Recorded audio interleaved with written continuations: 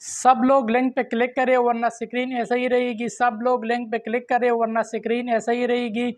मुलगरो गद्दग आवाज नडीर तंग रागली नो नन ब इंशाल्लाह तासे जे खोंदवर एप्लीकेशन वो कैम जी संग कवले शु दग आवाज सन तासे द पाई ठके गिगदे। सब लोग लिंक पे क्लिक करें वरना स्क्रीन ऐसा ही रहेगी। सब लोग लिंक पे क्लिक करने वरना स्क्रीन ऐसा ही रहेगी। मुलगरो फिक्र कोम दग आवाज डील खलक د فیسبوک له لارې تنګ کړي دي. زه به نن تاسو ته یو ښایسته اپلیکیشن وښیم چې څنګه کولی شو لایف کرکټ میچ وګورو. السلام علیکم ورحمت الله وبرکاتو. ملګرو امید لرم چې روغ به او د صحت جامې او په تن وي. ملګرو یو ځل بیا ستاسو مخکې ستاسو ورور ستاسو ملګری حمید الله له یو نوي ویډیو سره حاضر ده. ملګرو زه به نن تاسو په دغه ویډیو کې وښیم چې څنګه کولی شو د نړۍ په هر ګوټ کې چې لایف میچونه وي هغه وګورو، که هغه د هر ملک وي.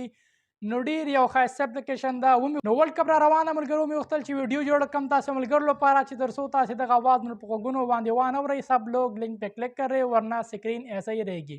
ملګرو له نن نه بعد به دغه اپلیکیشن نه استفاده وکړئ او ډېر ښایسته اپلیکیشن الله دې وکړي ستاسې د استفادې وړ وګرځي. نو ملګرو ورځو د ویډیو په طرف.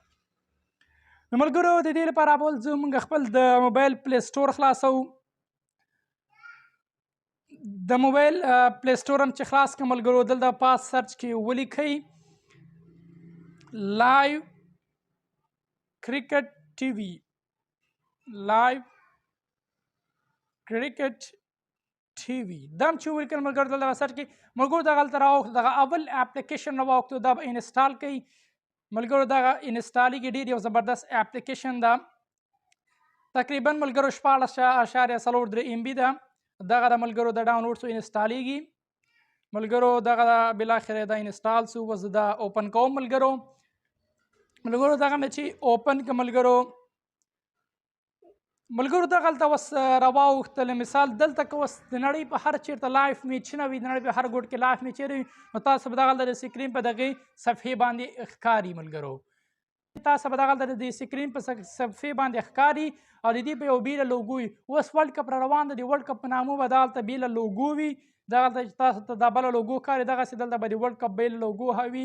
هغه به تاسې کلیک کړئ په هغه کې تاسې کولی شئ نور میچونه وګورئ. ملګرو دغه کلیک کوم دغه لوګو دا مې کلک کړه ملګرو نو دغه هلته وګوره لایف کرکټ میچ نو دا چې وایي ډایرکټ به میچ راواوړي. نو ډېر یو زبردست او ډېر یو ښایسته اپلیکیشن ده ملګرو. الله دې وکړي چې ستاسې هم د استفادې وړ وګرځي او که داسې نور ښایسته ښایسته ویډیوګانې غواړئ نو ملګرو زما یوټیوب چینل حمید الله افیشل په نامه سره سبسکرایب کړئ. تر بیا یو بلې ویډیو په لوی الله سپارم. السلام علیکم ورحمت الله وبرکاتو.